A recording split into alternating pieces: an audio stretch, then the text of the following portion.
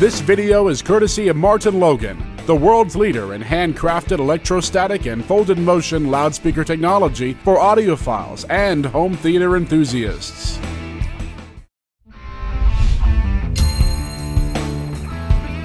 There's a certain dread to reviewing AV equipment.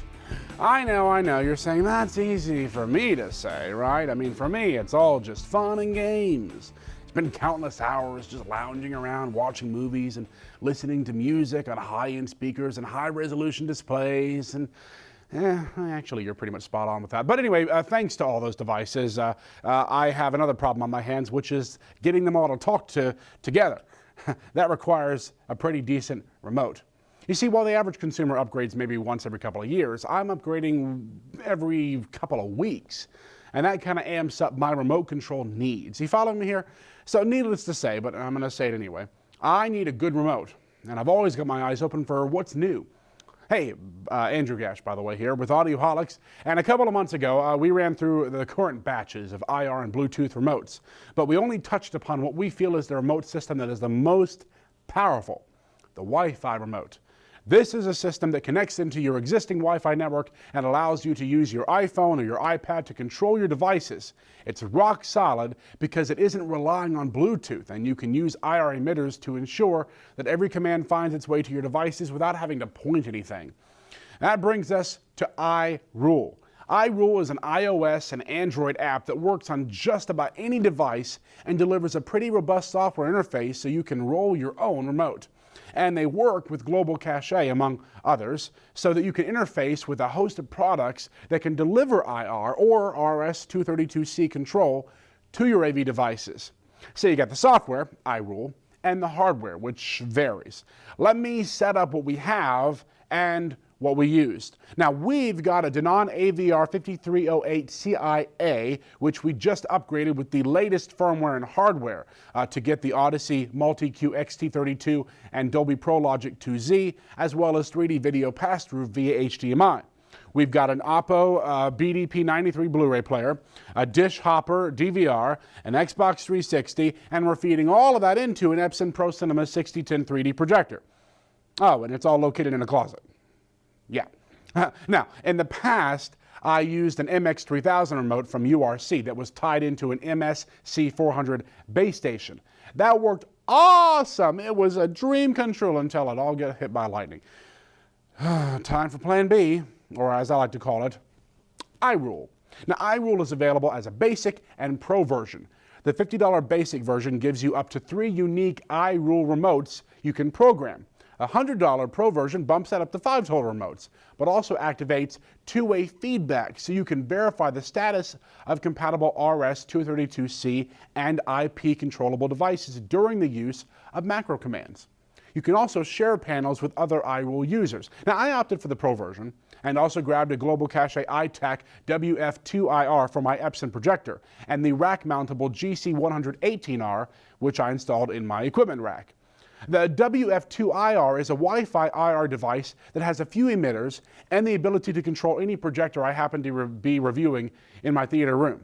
While the Epson Pro Cinema 6010 has RS-232C control, many other systems that we review don't have that. So I went with an IR-based control system. For the equipment rack, however, I grabbed a device that can handle 6 IR zones, 2 serial ports, and even 3 relay connections. Now, there is no way I'm going to be able to teach you how to use the iRule in this video, but what I can do is tell you the basic steps and convey how it worked for us. The first thing to know is that the iRule Builder software is web-based, so you're doing everything in a browser. It's actually pretty sophisticated in that sense. The bigger the screen you've got, the better off you'll be, because we utilized every single pixel of our 1920 by 1200 screen resolution, and that just barely got everything onto the screen without having to scroll around. With a 1080p or similar display, you're going to come really close. The left side allows you to set up your panels. Those are the screens that you'll use on your iOS device. And the middle is your GUI, where you'll drag and drop buttons and commands from the right side panel. The database of devices is pretty comprehensive, so that's good.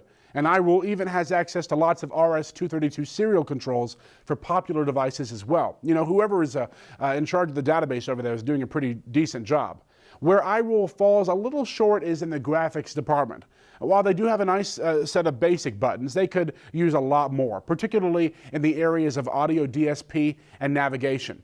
They're also missing some critical buttons like the 4 colored buttons on the dish hopper system. It's always possible that perhaps the code was in there somewhere, but the point is I never found it. Now that brings me to another task, learning commands. That's a bit tricky and involves the use of a separate app and either a dongle or one of Global Cache's iTAC products. Now we set up and used the iTAC Wi-Fi WF2IR device, and it worked pretty well once we figured out how the separate iLearn app worked. Now we'd like to see the learning rolled into the iRule Builder software at some point because it just makes sense to have it all in there. Programming, super easy on the iRule Builder, but it's also kind of simple. And by that, I mean somewhat unsophisticated. You can copy and paste some things like buttons and panels, but some of that functionality doesn't work as you'd expect. And there are no punch-through commands. You pretty much have to figure out your base layer, copy it to however many screens you want, and then lay out your individual buttons. And then hope you never have to change anything. Because if you do, it's a very manual process to update every panel. Now look, the iRule software and the iRule Builder web app are perfect for those like the propeller head types, you know, who they like to tweak things. Pro installers, well, they're finding unique ways to actually use this as a front end for more powerful systems.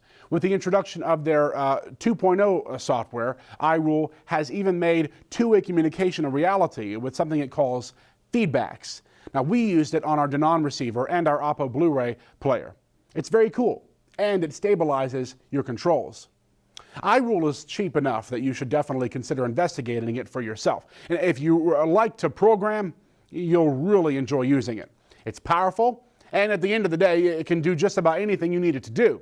There are other systems out there that are more powerful and easier to program, particularly for multiple devices and installations. But you know what? They're going to cost a whole lot more. I don't know. iRule just might be the remote tweaker's dream come true. Now, I got a question for you. Do you use a universal remote control? And if you do, which one? That's what we want you to talk about this week. Comment your answer in the YouTube section below, and we'll send you a virtual hug. You don't want a virtual hug. A virtual man hug, then. Something, you know what, we'll just say hi.